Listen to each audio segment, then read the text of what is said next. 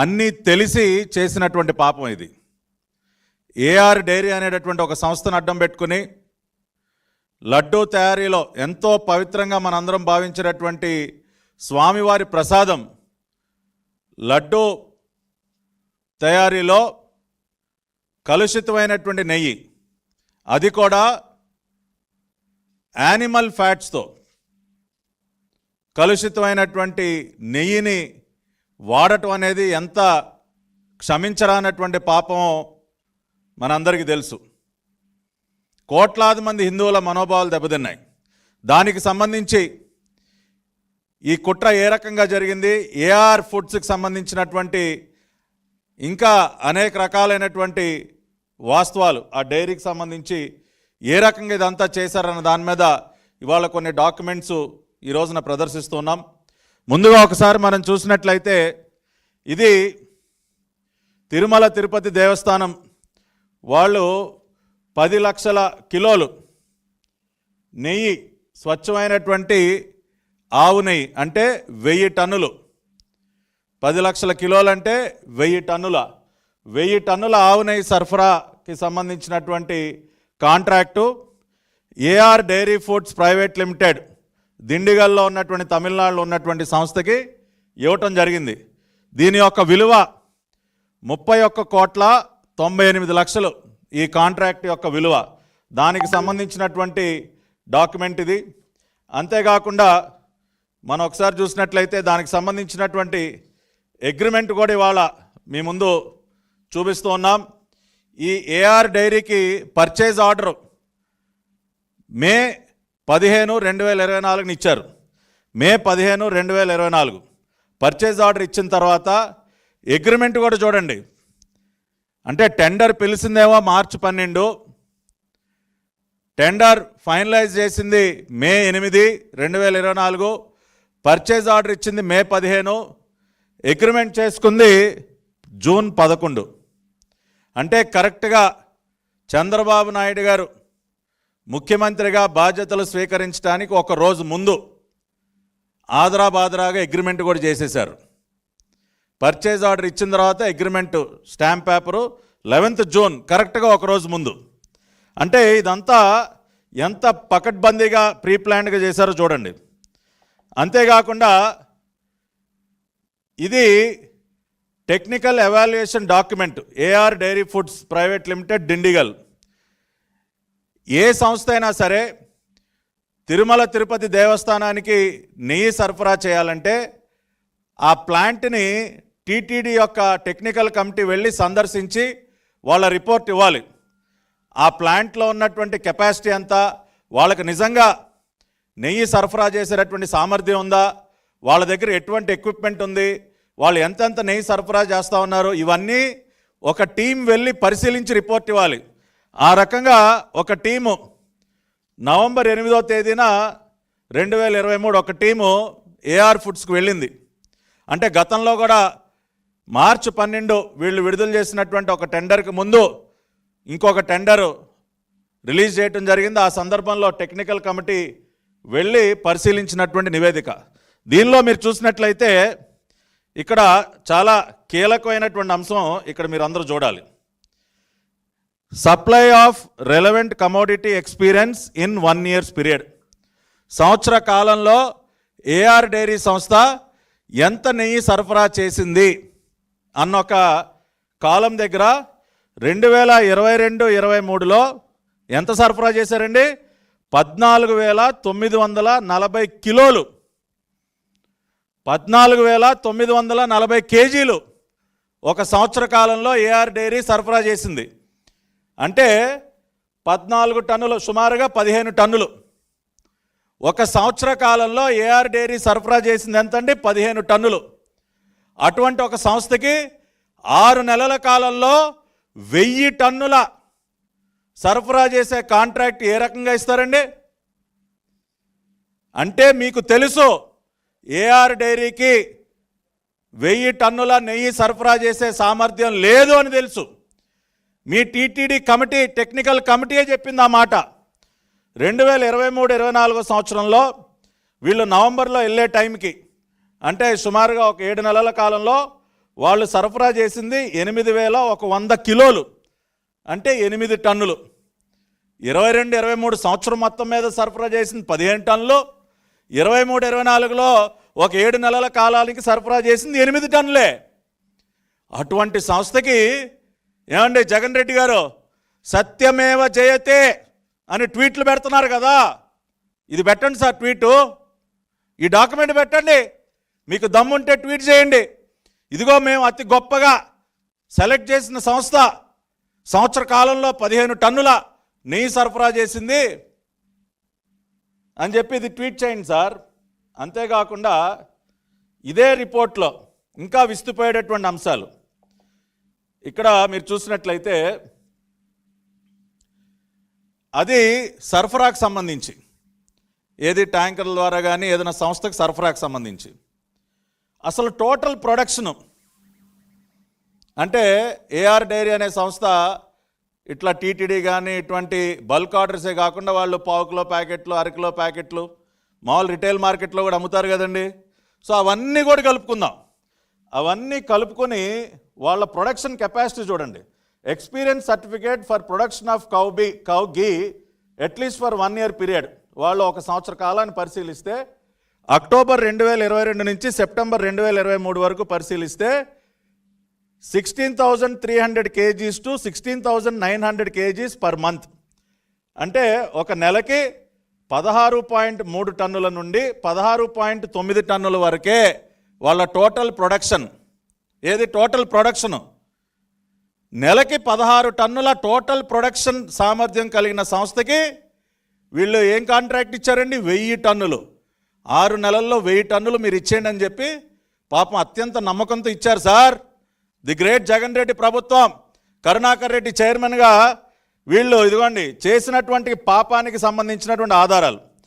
ఇంకొక ఫ్యాక్ట్ అద్భుతమైనటువంటి, ఇవన్నీ నిజంగా విస్తుపోయేటటువంటి నిజాలు.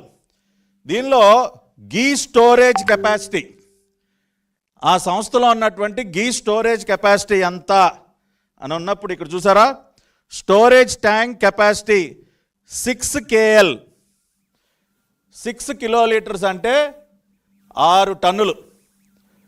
ఆ సంస్థలో ఉన్నటువంటి స్టోరేజ్ ట్యాంక్ కెపాసిటీ టోటల్ 6 టన్నులు. ఇవాళ టీటీడీకి సరఫరా అయ్యేటువంటి ఒక్కొక్క లారీ 16 టన్నుల లారీ వస్తుంది గీ.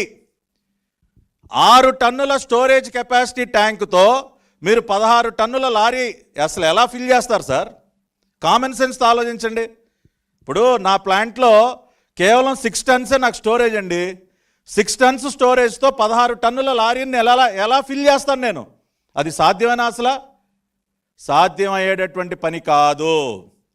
అంటే వీళ్ళకి అసలు నెయ్యి ఉత్పత్తి చేసే సామర్థ్యం లేదు, సరఫరా చేసే సామర్థ్యం లేదు, స్టోరేజ్ చేసే సామర్థ్యం లేదు అని చెప్పి టీటీడీ వాళ్ళ అఫీషియల్ టెక్నికల్ రిపోర్ట్ ద్వారానే మనకి చాలా స్పష్టంగా తెలుస్తుంది. అటువంటి ఒక సంస్థకి ఏ కుట్రలో భాగంగా ఇచ్చారు సార్? ఇది కుట్రగాక, ఇది తెలిసి చేసినటువంటి పాపం కాక ఇంకేంటని అడుగుతా ఉన్నా. అదేవిధంగా ఇంకా మరిన్ని వాస్తవాలు ఇది చూడాలి మీరు. ఇది ట్యాక్స్ ఇన్వాయిస్ అండి, ఏఆర్ డైరీ వాళ్ళ ట్యాక్స్ ఇన్వాయిస్. ఏఆర్ డైరీ వాళ్ళు మొత్తం 8 ట్యాంకర్లు సరఫరా చేశారు. మొదటి 4 ట్యాంకర్లు వాడటం జరిగింది. Second 4 tanker second batch quality మీద కంప్లైంట్స్ రావడంతో అది మన ల్యాబ్కి పంపించాలి, అంతా తెలుసు. ఇది చూడండి, ఇదొక మీరందరూ ఆశ్చర్యపోయేటటువంటి విషయం. ఇక డేట్ గమనించాలి మీరందరూ. ఈ డేట్ చూసారా? జూన్ 4, 2024 బిల్ అయిందండి. ఇది ఏఆర్ ఫుడ్స్ వాళ్ళ బిల్. ఇది జూన్ 4, 2024 మొదటి ట్యాంకర్ బయలుదేరింది బిల్ అయ్యి. చూసారు కదా? ఇప్పుడు నెక్స్ట్ డాక్యుమెంట్ చూడండి మీరు. ఈ నెక్స్ట్ డాక్యుమెంట్ చూస్తే కనుక ఇదిగోండి, జూన్ 4 బయలుదేరింది కదండి ట్యాంకు. తిరుమల కొండపైకి ఎప్పుడు చేరుకుంది? 12/6/2020 స్టాంపు, ఇన్గేట్ దగ్గర స్టాంపు. స్టోర్ దగ్గర రిసీవ్ చేసుకున్నది 14/6/2024. జూన్ 4 ఎక్కడ బయలుదేరిందండి? దిండిగల్లో, తమిళనాడులో ఉన్నటువంటి దిండిగల్లో. దిండిగల్ నుంచి తిరుమలకి ఎంత దూరం? 500 కిలోమీటర్లు. 500 కిలోమీటర్ల దూరాన్ని అంటండి మన ఏఆర్ ఫుడ్స్ లారీ డైరీకి చెందినటువంటి లారీ 500 కిలోమీటర్లు కవర్ చేయడానికి 8 రోజులు పట్టిందంట. 8 రోజులండి. 500 కిలోమీటర్లు అంటే ఉదాహరణకి విజయవాడ నుంచి శ్రీకాకుళం వెళ్ళాలంటే 8 రోజులు పట్టుద్దా ఒక లారీకి? మా అయితే ఒక రోజు లేదంటే 2 రోజులు ఏదైనా మధ్యలో బ్రేక్ తీసుకుంటే మ్యాక్సిమం 2 రోజుల్లో తిరుమల చేరుకోవాల్సిన లారీ 8 రోజులు ఎక్కడెక్కడ తిరిగింది సార్? ఎక్కడెక్కడ తిరిగిందండి బండి? 8 రోజులు పట్టుద్దా? 500 కిలోమీటర్ల దూరాన్ని కవర్ చేయడానికి 8 రోజులు పడుతుందా? అంటే ఏఆర్ ఫుడ్స్ నుంచి బయలుదేరినటువంటి లారీ ఇంచుమించు ఖాళీయే. ఊరికి అక్కడ బిల్ చేయటం, ఖాళీ లారీని దోలటం. ఎందుకంటే వాళ్ళకి కెపాసిటీ లేదు కదా. ఇందాకే ప్రూవ్ చేసాం, వాళ్ళకి అసలు 16 టన్నుల లారీని నింపే కెపాసిటీయే లేదు.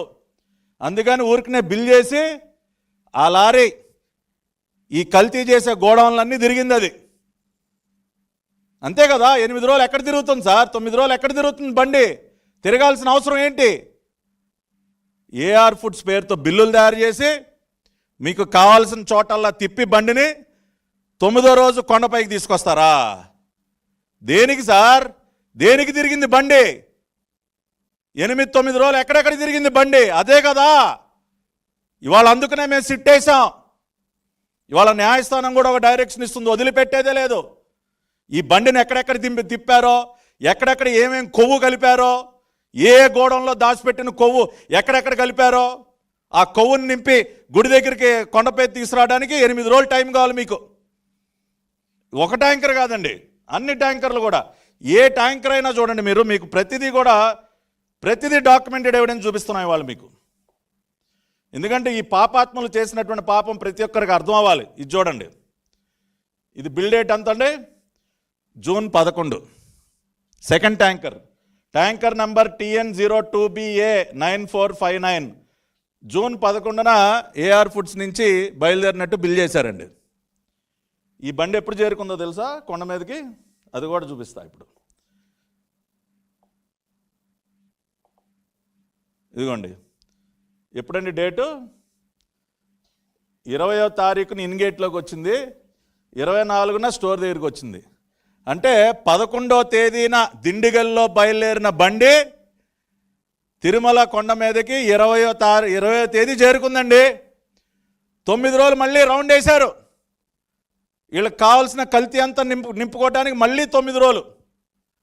అంటే ఏమన్నా ఎడ్ల బండి అనుకున్నారా ఏంటండి? ఎడ్ల బండి మీద తీసుకొస్తా ఉన్నారు మీరు. 500 కిలోమీటర్ల దూరానికి 9 రోజులు. ఇది సెకండ్ ట్యాంకర్కి 9 రోజులు. అదేవిధంగా ఇదిగోండి మూడో ట్యాంకర్ AP 26TC4779 19/6/2024 బయలుదేరింది ఏఆర్ ఫుడ్స్లో డైరీలో. అది ఎప్పుడు చేరుకుందండి? 25వ తేదీ చేరుకుంది. 25 జూన్, మళ్ళీ వారం రోజులు పట్టింది. అదేవిధంగా ఇదిగోండి నాలుగో ట్యాంకర్ జూన్ 27న బయలుదేరింది. TN02BA9549 జూన్ 27న బయలుదేరింది దిండిగల్లో. ఎప్పుడు చేరుకుంది? జూన్ 27న బయలుదేరిన బండి జూలై 4వ తేదీన చేరుకుంది. ఇన్గేట్ టైం స్టోర్కి 12 వచ్చింది. అంటే ఇట్లా 500 కిలోమీటర్ల దూరాన్ని కవర్ చేయటం కోసం ప్రతి ట్యాంకరు ఎందుకు 9 రోజులు, 10 రోజులు, వారం రోజులు దేనికి తీసుకుంటా ఉంది? మీరు దాన్ని కల్తీ చేయటానికి కాకపోతే ఆ బండిని ఎక్కడెక్కడ తిప్పారు? ఇవాళ సూటిగా మేము డాక్యుమెంటెడ్ ఎవిడెన్స్తో మేము ప్రశ్నిస్తూ ఉన్నాం. ఇవి కూడా ట్వీట్ చేయండి సార్. ఇట్లా మేము ఏరి కోరి తెచ్చుకున్నటువంటి ఏఆర్ డైరీ ఒక్కొక్క బండి 500 కిలోమీటర్లు కవర్ చేయడానికి జెట్ స్పీడ్లో 9 రోజులు పట్టింది, 10 రోజులు పట్టిందని ట్వీట్ చేయండి సార్.